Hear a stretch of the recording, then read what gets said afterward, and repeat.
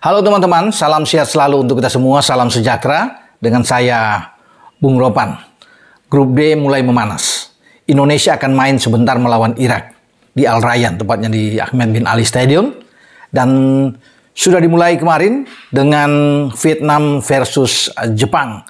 Dan Vietnam, salah satu wakil dari Asia Tenggara bersama juga dengan Indonesia yang ada di grup D, mengagetkan kubu Jepang. Jepang yang difavoritkan bisa menghantam, bisa menang dengan mudah melawan Vietnam, harus bekerja keras sepanjang pertandingan.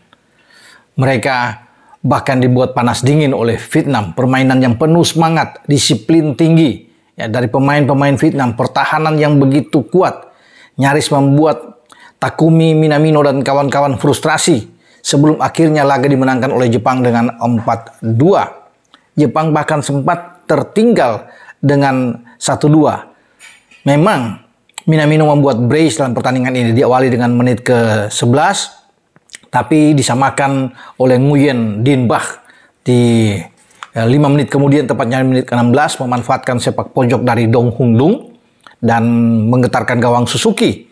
Kemudian pada menit ke-33, Pan Tuan Hai memanfaatkan bola lepas dari tangan penjaga gawang Suzuki.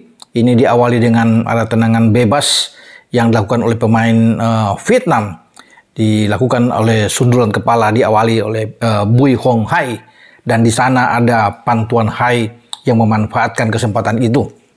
Ini saya pikir luar biasa apa yang diperlihatkan oleh anak-anak pasukan Philippe Troussier dalam pertandingan ini. Jepang akhirnya harus kaget dan mereka harus bekerja lagi lebih keras lagi untuk bisa mengejar ketinggalan itu sebelum Minamino menyelesaikan sebuah umpan terukur dari Wataru Endo, pemain asal Liverpool ini, dan menyamakan kedudukan menit 45 dengan placing yang baik. Dan akhirnya di injury time babak pertama, bagaimana pemain Keito Nakamura ya, dengan tembakan yang keras, ini gol ketiga Jepang yang saya pikir gol terbaik ya dalam pertandingan ini di menit 45+4. Dan akhirnya di babak kedua Jepang itu melengkapi dengan 5 menit sebelum pertandingan berakhir, Ayose Ueda. Ya, setelah ini ada diawali juga dengan Takefuso Kubo Richidoan yang melakukan satu tik-tak di luar kotak penalti dan memberikan umpan.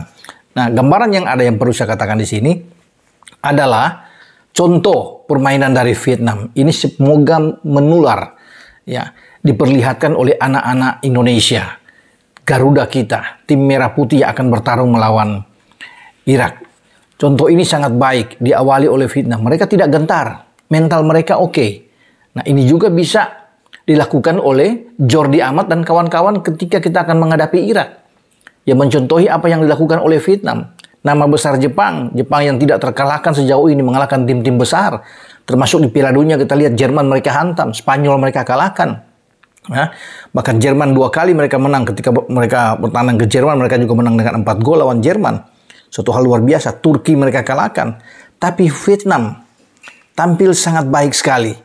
Artinya ini tidak terlepas juga dari taktik Troussier untuk bisa bermain dengan bertahan memang lebih dalam. Vietnam tidak mau diajak bermain terbuka. Ini akan berbahaya.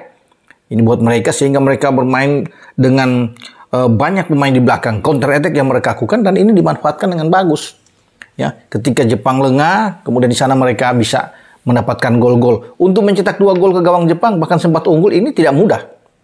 Ya, dengan kualitas Jepang yang bagus. Bahkan kalau kita lihat dari statistik permainan, mereka hanya kalah tipis. Jepang 59% penguasaan bola, Vietnam dengan 41% penguasaan bola. Mereka masih bisa membuat 3 on target dari 6 percobaan menembak. Ya, ini bagus dan ada 2 gol yang lahir. Sementara Jepang melepaskan 15 tembakan. Memang tidak begitu banyak juga kalau 15 tembakan, memang ada 7 on target dengan 4 gol. Jadi ini juga pelajaran bagi Jepang memulai pertandingan. Karena banyak yang mengatakan bahwa mereka akan pesta gol di sini. Mungkin mereka bisa menang dengan 5-6 gol, tapi ternyata Vietnam membuat mereka terkejut di pertandingan ini. Ya, pertahanan, saya menggaris bawahi pertahanan dari Vietnam. Ya, Pan Tuan Hai di belakang. Kemudian Bui Hoang Viet An. Ada Nguyen Tan Binh. Kemudian ada Van Minh Trong. 4 pemain yang berdiri di depan gawang Nguyen Philip. Nguyen Philip juga ini penjaga gawang Vietnam yang tampil luar biasa. Kalau tidak ada Nguyen Philip atau Philip Nguyen ini gawang dari Vietnam banyak kebobolan. Jadi kiper berusia 31 tahun yang mereka baru mendapatkan warga negara dari Vietnam, karena dia ini lahir di Ceko, di Republik Ceko. Pernah bermain di Slovan Bratislava sebelum dia ke Vietnam. Dan dia selalu berdiri pada posisi tepat. Itu yang membuat saya bilang nyaris frustasi. Nakamura, kemudian Ueda, Ito, ya Minamino, Wataru Endo, bahkan Ritchie Doan yang masuk babak kedua, Takefuso Kubo, sulit untuk bisa menaklukkan dia. Dan di babak kedua, Jepang itu baru bisa menggetarkan gawang Vietnam jadi menit 85 dengan 1 gol tambahan. Jadi betapa hebatnya mereka memperlihatkan ini cara mereka bermain. Nah, pasti STY sudah melihat bagaimana Vietnam bisa bermain. Dan ini juga warning bagi STY. Karena setelah Irak kita akan hadapi Vietnam. Tidak mudah. Vietnam berpotensi untuk bisa mengalahkan kita. Kalau melihat cara main mereka seperti Jepang. Ini kita juga bisa bekerja keras. Tapi jadi apa yang dilakukan oleh Vietnam ini kita bisa tarik dalam pertandingan nanti malam di Al Rayyan menghadapi Irak. Irak pasti juga akan ketar-ketir melihat cara pemain-pemain Vietnam termotivasi untuk bisa melawan tim yang punya kelas lebih tinggi ya. Peringkat paling tinggi di Asia untuk peringkat FIFA, Jepang. Bahkan mereka di bawah 20 besar di peringkat FIFA, luar biasa. Lebih bagus dari Iran secara peringkat. Tapi Vietnam itu melakukan yang terbaik.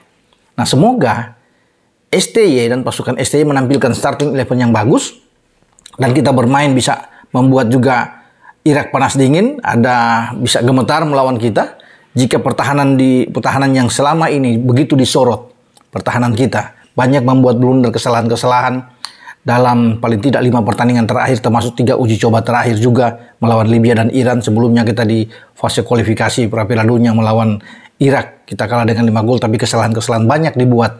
Ini tereliminir, tidak banyak membuat kesalahan. Ini menjadi kunci. Karena pemain-pemain Vietnam juga menggambarkan suatu pertahanan yang bagus.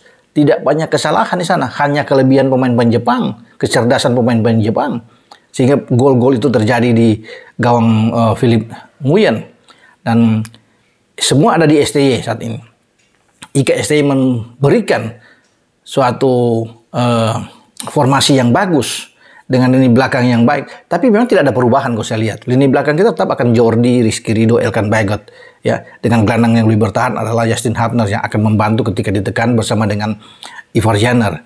Ya, semoga mereka bisa melihat apa yang dilakukan oleh Vietnam dan mereka terapkan melawan Irak. Jadi kalau kita bisa melewati 30 menit pertama aja tidak bobol melawan Irak, ini sudah bagus buat kita. Yang paling penting buat kita adalah membuat pemain-pemain Irak itu frustrasi. Karena sulitnya untuk bisa masuk lebih jauh ke pertahanan kita. Itu yang kita harus lakukan. Apalagi kalau kita bermain mencuri gol lebih dulu. Ya, antara Struijk di depan bisa membuat gol, atau siapapun yang dimainkan Witan, atau tembakan-tembakan jarak jauh yang dilakukan oleh Ivar Jenner, oleh Justin Hapner, kita tunggu, atau Marcelino Ferdinand yang dimainkan.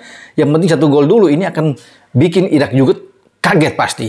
Ya, kalau Irak tidak bisa membuat gol di babak pertama, ini modal bagus buat kita. Jangan sampai Irak itu lebih dulu justru membuat gol kawan kita. Ini akan menjadi ujian mental bagi pemain-pemain Indonesia.